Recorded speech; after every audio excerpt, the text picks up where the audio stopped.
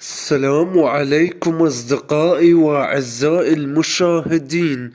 اليوم راح نحكي قصة بعنوان قبل فوات الأوان. أكو يوم من الأيام كانت عائلة ملتهين بأمور الحياة، بعيدين عن الله سبحانه وتعالى، لاهيتهم الحياة.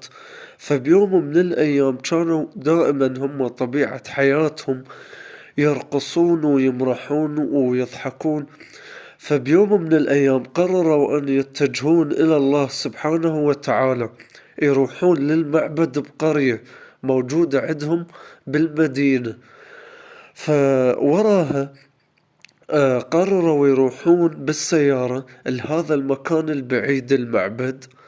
فويا ما يمشون بالطريق ومشغلين الأغاني والمزيد، وصوت الأغاني كان عالي بشكل مرتفع.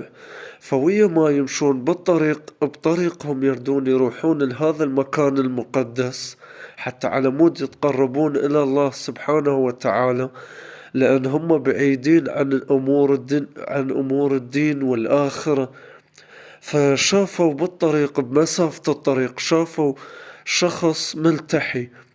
فأشر لهم هذا الشخص، كان يوقفوا له، قالوا له: من أنت؟ شو تريد؟ منو أنت وشو تريد؟ فكان يقول لهم: أنا العمل. فزوجته قالت لزوجها، قالت له: خل نصعد هذا الشخص ويانا، لأن هذا العمل اللي هو من خلاله نحصل على الفلوس والنقود وكسب العيش مالتنا. فصعدوه وياهم. فويا ما مشوا بطريقهم مسافة الطريق كانوا يشوفون شخص ثاني، آه شعره أشعث ولحيته وشواربه. فسألوه نفس السؤال، قالوا له: من أنت؟ فقال لهم: فجاوبهم قال لهم: أنا الموجه، أنا المصلح. فزوجته قالت لزوجها، قالت له: هذا اللي يوجهنا على الطريق الصحيح، اللي يوجهنا على الخير، اللي يعرفنا على الخير وعلى الشر، اللي يوجهنا على الأمور الإيجابية والسلبية. فصعدوا وياهم بالسيارة. فويا ما يمشون بمسافة الطريق أيضا الشخص شافوا شخص الثالث للمرة الثالثة. فصعدوا شخصين وياهم، صاروا مصعدين شخصين وياهم، اللي هو العمل والموجه والمصلح. الشخص الثالث هذا معمم ولحيته وشواربه، شخص يعني شيخ. ف... فباوعت عليه ووقفوا له بعد ما أشر لهم، وقفوا له. فسألوا قالوا له: من أنت؟ منو أنت وش تريد؟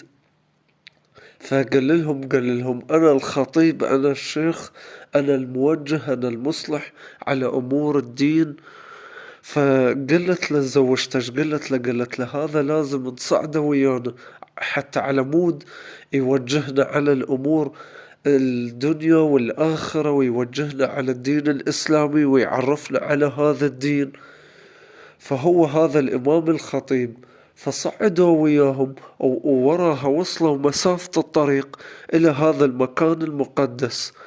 فالحارس قبل لا يوصلون للبوابة مال هذا المكان المقدس كان أكو حارس.